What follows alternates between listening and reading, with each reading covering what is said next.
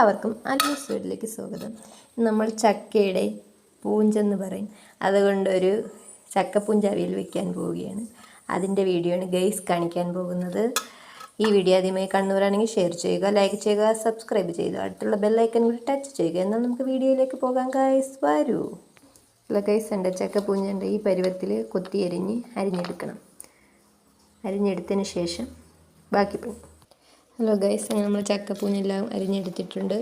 ഇതിലേക്ക് ഒരു 5-6 ചക്കക്കുരു കൂടി നമുക്ക് ഉരിച്ച് ഇടാം. ഉരിച്ച് ഇതേ അളവിൽ അരിഞ്ഞെടുക്കാം. ഹലോ ഗൈസ്, അങ്ങനെ നമ്മൾ ചക്കക്കുരു ഉരിച്ചെടുത്തിട്ടുണ്ട്. ഇതിലേക്ക് നമുക്ക് അരിഞ്ഞിടാം ചക്കക്കുരുവിനെ.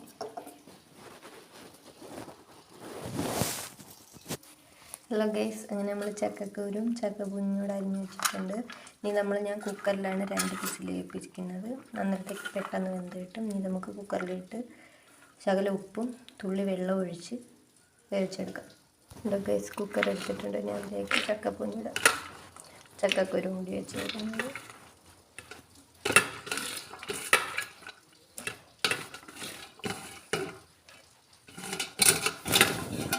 നമ്മൾ വാരിയിട്ടിട്ടുണ്ട്. ഇനി ഇതിലേക്ക് ആവശ്യത്തിന് ഇട്ട് കൊടുക്കും. കുറച്ച് ഉപ്പ് ഇട്ടിട്ടുണ്ട്. ഇതിലേക്ക് കുറച്ച് വെള്ളവും കൂടി ഒഴിച്ച് വേവിച്ചെടുക്കാം. നമ്മൾ കുക്കറിലാക്കി വേവാൻ വേണ്ടി ഗ്യാസ് വെച്ചിട്ടുണ്ട്. ഇനി നമുക്ക് അതിന് വേണ്ടിയുള്ള അരപ്പ് തയ്യാറാക്കാം. ഹലോ ഗൈസ്, അങ്ങനെ നമ്മൾ ഈ ചക്കപ്പൂഞ്ഞ അവിയലിനുള്ള തേങ്ങ ചിരകി കൊണ്ടുവന്നിട്ടുണ്ട്. ഇനി ഇതിലേക്ക് നമുക്ക് മഞ്ഞൾപ്പൊടി, ജീരകം, വെളുത്തുള്ളി, പിന്നെ പച്ചമുളക്, ചക്കപ്പൂഞ്ഞ ആവശ്യമായ തേങ്ങ, മഞ്ഞൾപ്പൊടി, ജീരകം, കറിവേപ്പില, മുളക്, വെളുത്തുള്ളി. ഇനി നമുക്ക് അരച്ചിട്ട് വരാം. ഹലോ ഗൈസ്, അങ്ങനെ നമ്മൾ ചക്കപ്പൂഞ്ഞിന് വേണ്ടി അരച്ചെടുത്തിട്ടുണ്ട്. ഇനി കുക്കറിൽ ചക്കപ്പൂഞ്ഞ് വെന്ത് കിടക്കുന്നു. ആവി പോയതിന് ശേഷം നമുക്ക് വേറൊരു പാത്രത്തിലെടുത്ത് തട്ടി അരപ്പിട്ടിളക്കി അടുപ്പി വെച്ചൊന്ന് ചിക്കി തോത്തിയെടുക്കാം.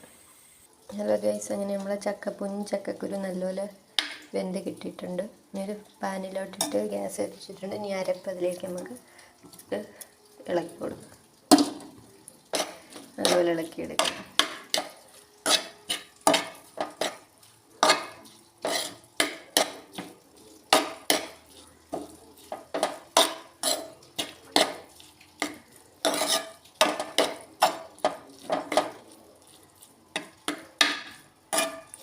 നല്ലപോലെ ഇളക്കി യോജിപ്പിച്ച് കൊടുക്കണം.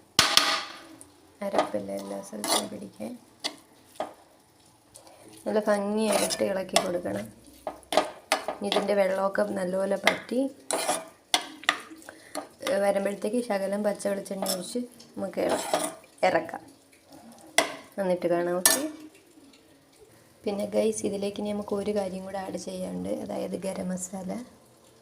ഇത്തിരി ഗരം മസാല പൊടിച്ചതും കൂടി ഇതിലേക്ക് ഇടണം.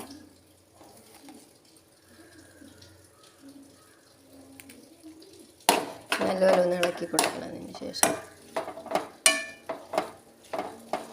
വെന്തിങ്ങനെ മണം അടിക്കണം.